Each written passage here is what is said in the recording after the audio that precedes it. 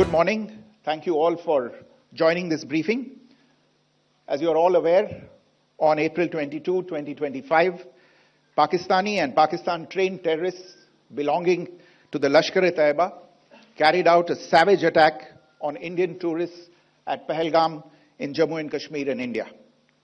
They murdered 26 people, including one national of Nepal, causing the largest number of civilian casualties in a terrorist attack in India since the 26 November 2008 attacks in Mumbai. The attack in Pahalgam was marked by extreme barbarity, with the victims mostly killed with headshots from close range and in front of their families. Family members were deliberately traumatized through the manner of the killing, accompanied by the exhortation that they should take back the message. The attack was clearly driven by the objective of undermining the normalcy returning to Jammu and Kashmir. In particular, it was designed to impact the mainstay of the economy, tourism, with a record 23 million tourists visiting the valley last year. The calculation, presumably, was that harming growth and development in the Union territory would help keep it backward and create fertile ground for continued cross-border terrorism from Pakistan. The manner of the attack was also driven by an objective of provoking communal discord, both in Jammu and Kashmir and the rest of the nation. It is to the credit of the government and the people of India that these designs were foiled. A group calling itself the Resistance Front has claimed responsibility for the attack. This group is a front for the UN-proscribed Pakistani terrorist group Lashkar-e-Taiba.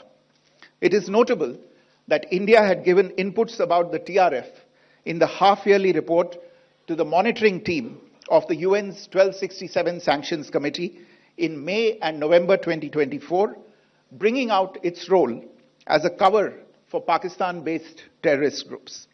Earlier too, in December 2023, India had informed the monitoring team about Lashkar and Jaish-e-Mohammad operating through small terror groups such as the TRF. Pakistan's pressure to remove references to TRF in the April 25 UN Security Council press statement is notable in this regard. Investigations into the Pahalgam terror attack have brought out the communication notes of terrorists in and to Pakistan. The claims made by the Resistance Front and their reposting by known social media handles of the Lashkar-e-Taiba speak for themselves. Identification of the attackers based on eyewitness accounts as well as other information available to law enforcement agencies has also progressed. Our intelligence has developed an accurate picture of the planners and backers of this team. The features of this attack also tie in with Pakistan's long track record of perpetrating cross-border terrorism in India, which is well documented and beyond question. Pakistan also has a well-deserved reputation as a haven for terrorists from around the world, with internationally proscribed terrorists enjoying impunity there. In addition, Pakistan has been known to willfully mislead the world and international forums, such as the Financial Action Task Force, on this issue. The Sajid Mir case, in which this terrorist was declared dead and then, in response to international pressure, brought back to life, found alive and arrested, is the most glaring example. The latest attack in Pahalgam has understandably generated deep anger in Jammu and Kashmir and in other parts of India. Following the attacks, the government of India naturally responded with a set of initial measures relating to our engagement with Pakistan. You're all aware of the decisions that were announced on the 23rd of April. However, it was deemed essential that the perpetrators and planners of the 22nd April attack be brought to justice. Despite a fortnight having passed since the attacks, there has been no demonstrable step from Pakistan to take action against the terrorist infrastructure on its territory or on territory under its control. Instead, all it has indulged in are denials and allegations.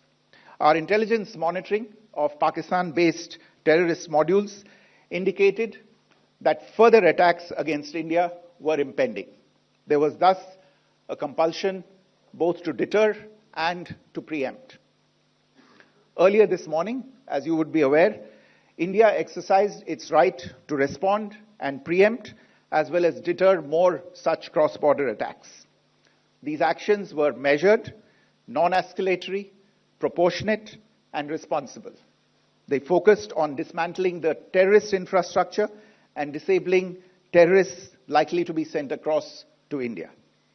You would also recall that the Security Council on 25th April 2025 had issued a press statement on the Pahalgam terror attack, underlining, and I quote, the need to hold perpetrators, organizers, financiers, and sponsors of this reprehensible act of terrorism accountable and bring them to justice, unquote. India's latest actions should be seen in this context.